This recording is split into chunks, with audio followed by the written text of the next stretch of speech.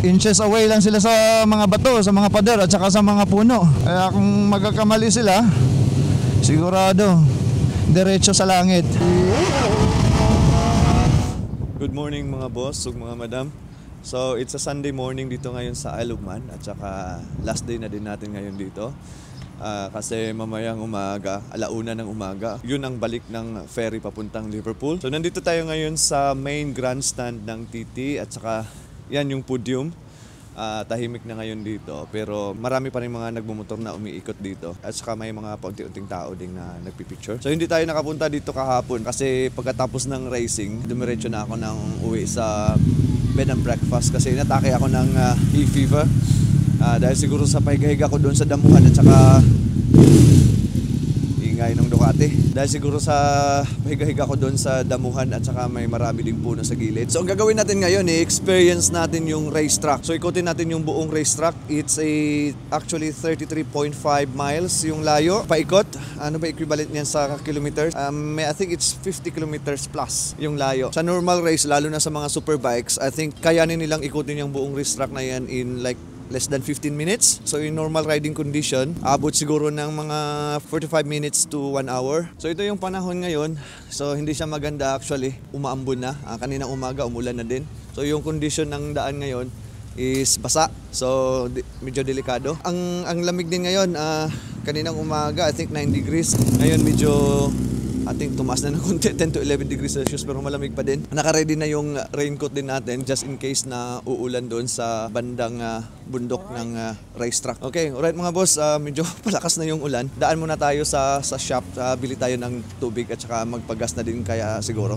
So ito part na ng racetrack ng TT. Makikita nyo naman mga kabahayan dyan sa gilid. Ito pababa dito konti. Masyadong mabilis tong part ng daan na ito. So imagine nyo na lang kaya sinabi ko sa first part ng video natin, itong TT ang the most dangerous racing in the world. So ito ang dahilan kung bakit pinakadelikado siya kasi yung racetrack is a public road. Ito normal road lang ito, medyo malubak-lubak konti. Tapos maraming mga puno, maraming kabahayan. Yung pader, semento at saka bato, napakadelikado talaga. Isang pagkakamali lang, hindi katulad sa ibang racetrack na merong run-off. For example, sa MotoGP, kung magkakamali sila, meron pa silang malaking space na magugulungan. Ito dito, mga puno na at saka mga pader. Kung magkakamali sila, diretso sila dyan. Kaya itong Isle of Man TT, napakadami na ng namatay since nag-start ito noong 1907. I think more than 260 people na yung namatay sa race na ito. So mostly mga riders pero kasali ang mga spectators at saka marshal din. So mayroon talagang nadadamay. Kasi pwede kang manood sa gilid lang ng daan. So hindi talaga maganda ang panahon ngayon pero wala na tayong ibang time para ma-experience yung maikot yung racetrack ng TT. First time natin madaanan ito kaya doble-doble lang yung ingat natin para makauwi pa tayo sa London. Isa sa mga highlights actually ng racing, pwede mo talagang madaanan yung racetrack anytime of the year. So sinasara lang itong racetrack during my race. Pero during race week, ino-open din ito. So before the race and after. Kaya itong racing na to napaka-unique talaga kasi ito lang yung racetrack na public road. So ingat-ingat lang tayo ngayon sa speed natin kasi marami pang mga pulis na nakabantay katulad nito. So dapat talaga mag-stick ka sa speed limit lalo na sa mga built-up areas. So ngayon 30 miles per hour. Well, hindi tayo marapit na tayo sa 40 pero ano pa naman sila? Nagbibigay naman sila ng leeway. Pero doon sa may bandang bundok, yung mountain course, may portion doon na walang speed limit. Pero sa situation natin ngayon, umuulan, basang-basa yung racetrack ngayon. Basang-basa yung daan ngayon. Ang delikado. So, ang gagawin natin, daanan lang talaga natin in a very safe way para naman ma-experience talaga natin ang feel ng Isle of Man TT race. Medyo palakas na yung ulan at saka napakalamig na. So, buti na lang may heated grips tayo. Ano bang setting ng heated grips natin? Number 4. That's enough. Okay na din. Sikat din nung area na to na tinatambayan ng mga manunood. Grabe, ang daming paliko-liko sa racetrack na to. Ang daming bend. Grabe, ang tapang talaga ng mga riders. Saludo ako sa mga riders ng TT. Sila na yata yung pinakamatapang na mga riders dito sa motorcycle racing. inches away lang sila sa mga bato, sa mga pader at saka sa mga puno. Kaya kung magkakamali sila, sigurado diretso sa langit.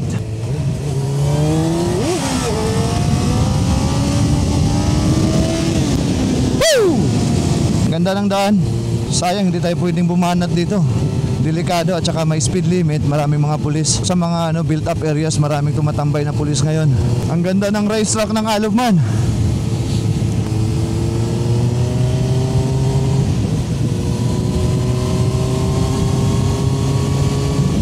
So ito yung sikat na portion dito. Dito nakikipaghalikan sa pader yung mga riders.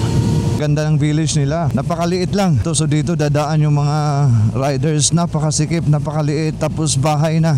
Napakatapang talaga ng mga riders dito. Sila na yung pinaka-ultimate na boss at saka sir. Sila na yung may pinakamalaking bayag. yung bayag yata nila bakal. Alam nila na kung may magkakamali sila, pwede silang mamatay. 50-50 agad. So ito, paakyat na tayo ng bundok. At kita nyo naman, parang pangit talaga yung panahon doon. Pero okay lang, as long as may experience natin yung racetrack ng TT. Definitely babalik pa naman tayo next year. Sana kung payagan tayo ni Mrs. ulit. So itong parte na ito, one way na ang portion na ito. So kita nyo naman yung sign at saka may mga cone na sa gilid. Tinatanggal nila itong cones na ito during the race. Wow! Sarap siguro mag-banking doon. So dito may may speed limit pa, 50. So siguro sa unahan. Maganda yung daan ng portion ng mountain course. Hindi siya masyadong bumpy. Hindi tayo makabuelo kasi may kotse sa unahan. Tayo natin kung maka-overtake tayo or paunahin natin yan sila.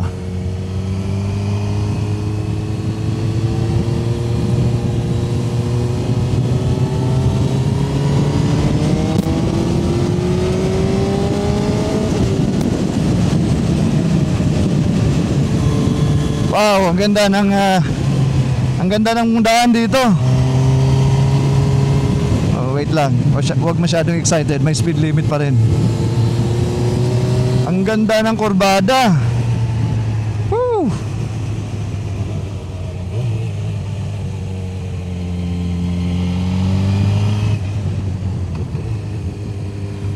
$50 pa rin. Speed limit.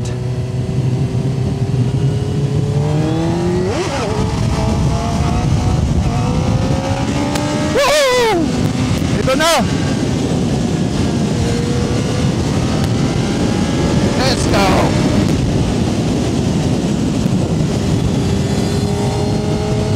Sarap.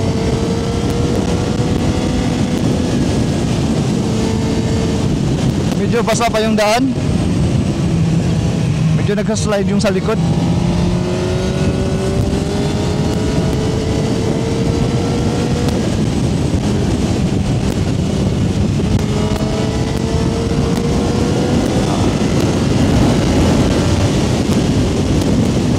Nako, basa na talaga.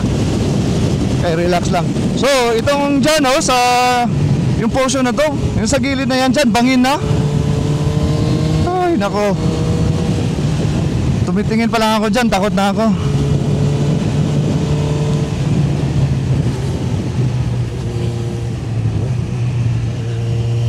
Isang pagkakamali lang, lilipad ka talaga.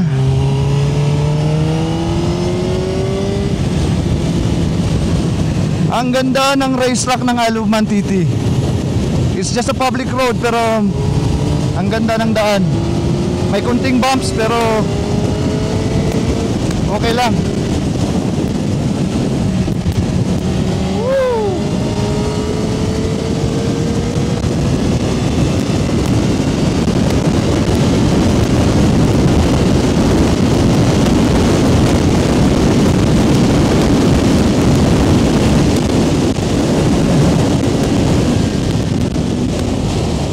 Ang ganda ng view. The best talaga tong Isle of Man TT.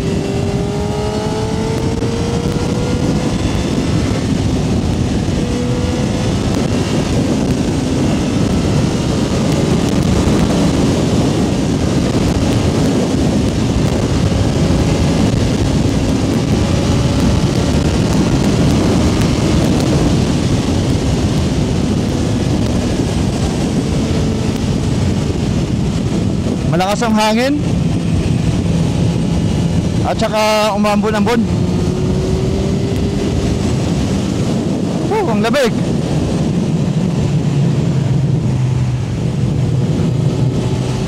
Ay, basang-basa na yung daan dito. Ay, ito, ulan na. Okay, not bad. Not bad for the first time. Kahit nabasa yung daan. Ay, ang ganda ng view.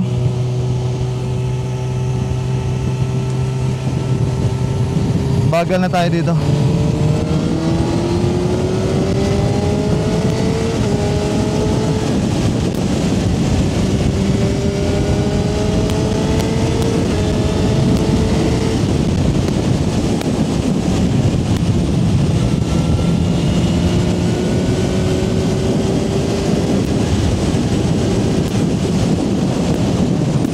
Foggy na.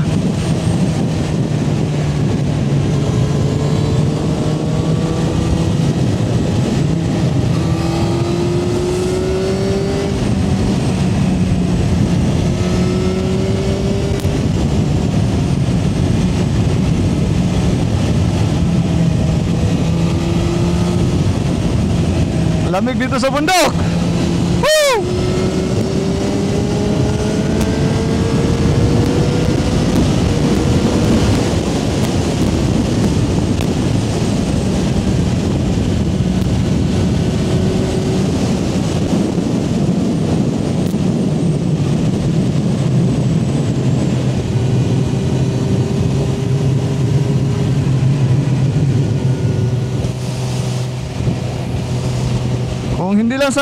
Kung maganda lang sana ang panahon ngayon, napakaganda ng view dito sa mountain course.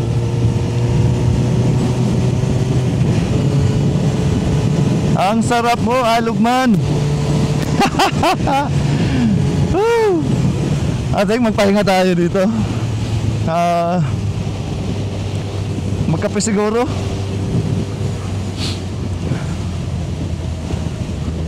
Saan ba yung hintuan?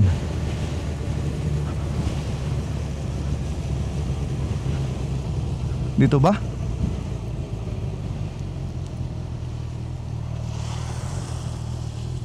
Ito. Ang daming pulis.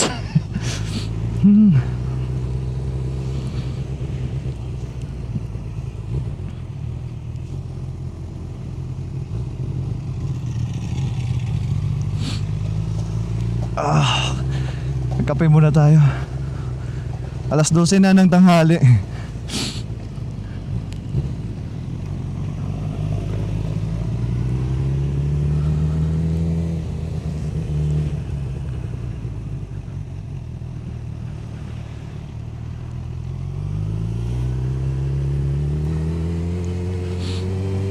Ay, finally. Ito pala yung monument ni Joey Dunlop. Finally, nakita ko na. Ay, nandito na tayo. Oh, yan sarap talaga pag first time.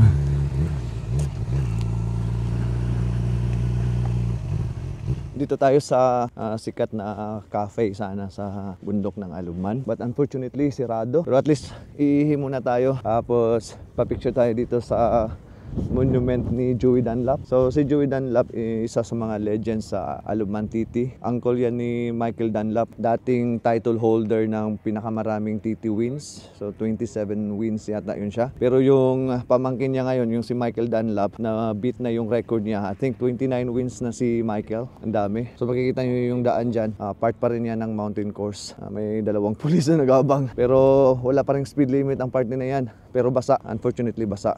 Lamig dito. Lakas ng hangin. Maganda sana yung view. Alright, ihilang muna tayo tapos baba na tayo sa Douglas. Doon na tayo magkape at saka mananghalian. Lamig. Mahaba pa tong truck ng Alugman. Parang nasa kalahati pa tayo.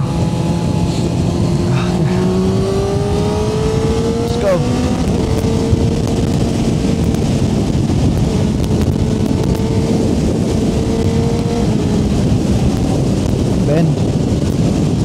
Bend tapos pangin. Wow! What a perfect combination.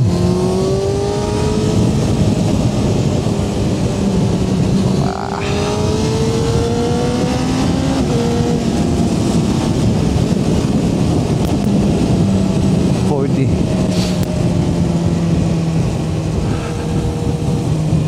Okay, 40 it is.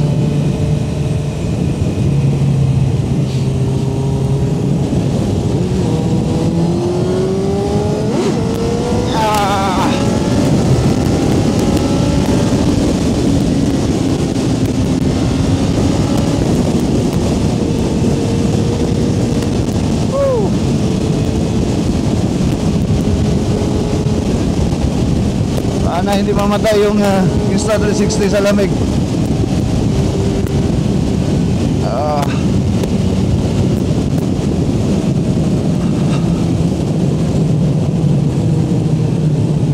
Namatay na rin yata.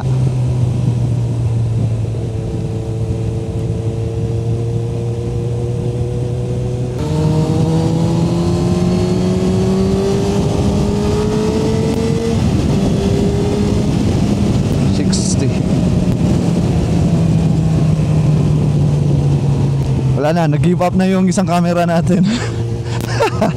Ay, sa lamig. Oh, ito, open tong ano dito, pub. Baka pwede tayo dyan. Wag na, diretso na tayo. Sarado din. Ang sarap ng feeling na nakumplito ko yung racetrack ng TT. Oh, first time. Yung isang camera natin patay na talaga. Nag-surrender na. Ito na yung main TT grandstand. Dito na tayo nagsimula kanina. At nakumplito na din natin. Woo! Balik tayo sa podium. Ayan yung podium, guys. Okay mga boss ug mga madam, hanap lang tayo ng makakainan. At saka kailangan na din natin magpagas. Hanap tayo ng petrol station. So dito tayo ngayon sa McDonald's ng Alubman. I think nag-iisa lang yung McDonald's dito sa island. Kasi ang haba ng pila at saka ang daming tao. Pero naka-order na tayo, ang dami kong gutom ngayon. So natapos natin ikutin yung whole racetrack ng TT. So after kong kumain, uuwi na din ako sa bed and breakfast ko. Kailangan ko magpahinga kasi palala na yung hay fever ko. Although nakainom na ako ng gamot at saka nasal spray. Kailangan ko magpahinga kasi yung check-in time ng ferry ko mamaya is midnight. Tapos aalis yung ferry ng 1:00 ng umaga. Tapos darating tayo ng Liverpool 4:00 ng umaga. And hopefully hindi masama yung panahon pagdating natin sa Liverpool kasi at that time malamig pa masyado yan. Anyway mga boss o mga madam, fully nag-enjoy kayo sa mga video ko dito sa Alubman. Huwag niyo kalimutan i-subscribe at saka i-like at saka i-comment yung mga video ko. And hopefully I will see you on my next video. Daghang salamat po.